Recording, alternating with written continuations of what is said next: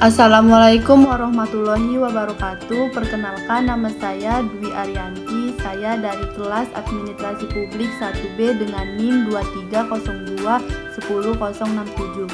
Dengan dibuatnya video ini adalah salah satu bentuk tugas ujian akhir semester mata kuliah Asas Manajemen dengan dosen pengampu Bu Risna Dewi, Esos MSP. Di sini saya akan menjelaskan materi tentang perkembangan pemikiran manajemen. Baik, materi yang pertama yaitu adalah perkembangan teori manajemen dari masa ke masa. Perkembangan teori manajemen dari masa ke masa dibagi menjadi 3. Yang pertama, 1. Teori manajemen ilmiah. Yang kedua, teori organisasi klasik. Dan yang ketiga, teori manajemen modern. Nah, dari masing-masing 3 teori itu, di sini saya akan menjelaskan satu persatu. Yang pertama, teori manajemen ilmiah.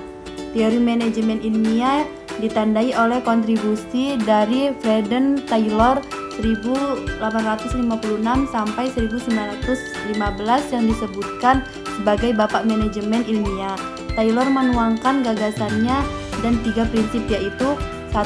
Pengembangan metode ilmiah dalam manajemen agar sebagai contoh metode yang paling baik untuk pelaksanaan pekerjaan.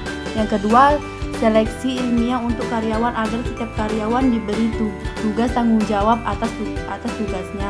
Yang ketiga, kerjasama yang baik antara manajemen dan tenaga kerja. Dan teori yang kedua yaitu teori organisasi klasik. Henry Fayol merinci manajemen menjadi 5 unsur, yaitu perencanaan, pengorganisasian, pemberian perintah, pengkoordinasian, dan pengawasan. Pembagian manajemen atas fungsi ini dikenal sebagai fungsionalisme Fayol. Nah, teori yang ketiga yaitu teori manajemen modern. Dikembangkan oleh Max Weber. Manajemen modern ini mengemukakan bahwa organisasi bukanlah suatu sistem tertutup yang berkaitan dengan lingkungan yang stabil, tetapi organisasi adalah suatu sistem terbuka yang menyesuaikan diri dengan perubahan-perubahan lingkungannya. Nah, materi selanjutnya yaitu teori manajemen. Teori manajemen adalah kumpulan ide memberikan rekomendasi terkait aturan umum dalam mengelola suatu organisasi atau bisnis. Ini mencakup berbagai pendekatan dan prinsip yang dikembangkan oleh para ahli manajemen untuk membantu memahami dan meningkatkan kinerja organisasi. Nah, materi selanjutnya yaitu fungsi teori manajemen. Fungsi teori manajemen ada 5. Yang pertama, meningkatkan produktivitas. Teori manajemen membantu organisasi dalam meningkatkan produktivitas secara efektif dan efisien. Yang kedua, mengelola sumber daya.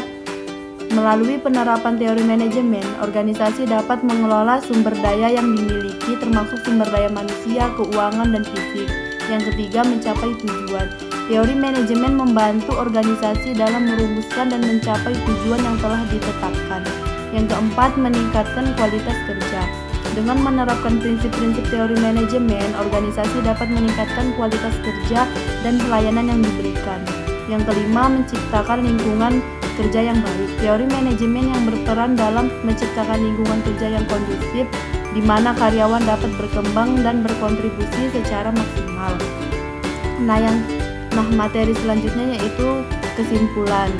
Adapun kesimpulannya yaitu perkembangan teori manajemen adalah bahwa manajemen telah mengalami evolusi yang signifikan sejak awal abad ke-20 hingga saat ini.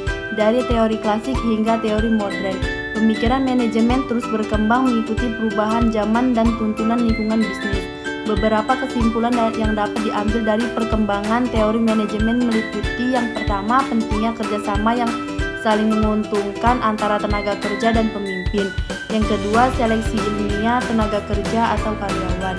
Yang ketiga, sistem insentif untuk merangsang kinerja. Selain itu, manajemen juga melibatkan aspek kemanusiaan, motivasi, dan kepemimpinan. Baiklah, itulah tadi materi dari saya. Lebih dan kurangnya mohon dimaafkan. Wassalamualaikum.